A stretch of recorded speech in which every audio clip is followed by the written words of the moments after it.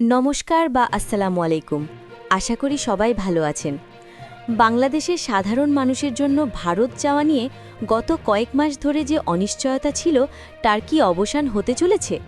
Social media এবং বিভিন্ন মহলে একটি বিশেষ খবর বেশ সাড়া ফেলেছে। ভারতের প্রধানমন্ত্রী নরেন্দ্র মোদী নাকি চিঠি দিয়েছেন তারেক রহমানকে, আর সেই চিঠিতে উল্লেখ করা হয়েছে সব বাধা কাটিয়ে আগামী ঈদের পরেই পুরো দমে চালু হতে যাচ্ছে ভারতীয় ট্যুরিস্ট ভিসা। আজকের ভিডিওতে আমরা জানব এই খবরের পেছনের সত্যতা কি, নতুন কি শর্ত যোগ হতে পারে এবং আবেদনের জন্য বাড়তি কোন কাগজগুলো আপনার হাতে রাখতে হবে। না টেনে পুরো ভিডিওটি দেখুন, কারণ আজকের প্রতিটি তথ্য আপনার পরবর্তী ভারত সফরের জন্য জরুরি। এখন জানব চিঠির প্রেক্ষাপট। দীর্ঘদিন ধরেই বাংলাদেশের পর্যটকদের জন্য ভারতীয় ভিসা সীমিত অবস্থায় রয়েছে। সম্প্রতি শোনা যাচ্ছে দ্বিপাক্ষিক সম্পর্ক এবং সাধারণ মানুষের দুর্ভোগ কমাতে ভারতের পক্ষ থেকে ইতিবাচক সংকেত দেওয়া হয়েছে। তারেক রহমানকে লেখা চিঠির বিষয়টি রাজনৈতিক মহলে ব্যাপক আলোচনার জন্ম দিয়েছে। যদি এই খবর সত্যি হয়, তবে এটি হবে বাংলাদেশের পর্যটন ও চিকিৎসার জন্য ভারতগামী যাত্রীদের জন্য বছরের সেরা উপহার। চিঠিতে নাকি উল্লেখ করা হয়েছে সব যান্ত্রিক ও প্রশাসনিক জটিলতা কাটিয়ে ঈদের পর থেকেই ভিসা প্রক্রিয়া স্বাভাবিক করা হবে। এখন জানব নতুন শর্ত ও নিয়মাবলী সম্পর্কে।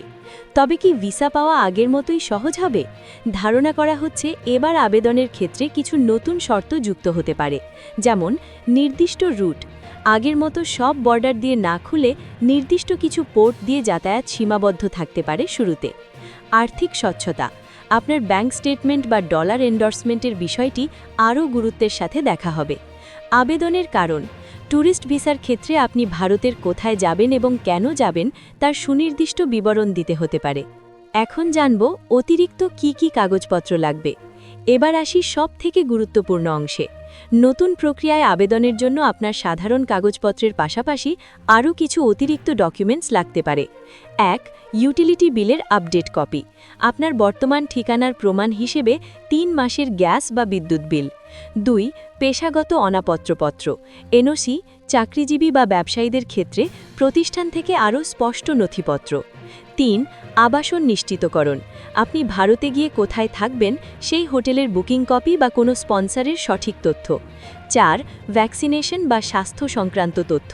যদিও করোনা পরিস্থিতি স্বাভাবিক, তবুও স্বাস্থ্য বীমা বা বিশেষ কোনো মেডিকেল রেকর্ড যাওয়া হতে পারে যদি চিকিৎসার উদ্দেশ্যে যান। বন্ধুরা, ভারতীয় ভিসা চালু হওয়া মানেই হাজার হাজার মানুষের মুখে হাসি। তবে মনে রাখবেন, আনুষ্ঠানিক ঘোষণা না আসা পর্যন্ত সব তথ্যই প্রাথমিক। তাই পাসপোর্ট তৈরি রাখুন এবং কাগজপত্র গুছিয়ে রাখুন, যাতে পোর্টাল খোলার সাথে সাথেই আপনি আবেদন করতে পারেন। আপনারা কি মনে করেন, ঈদের পর ভিসা চালু হলে দুই দেশের সম্পর্কে কেমন প্রভাব পড়বে?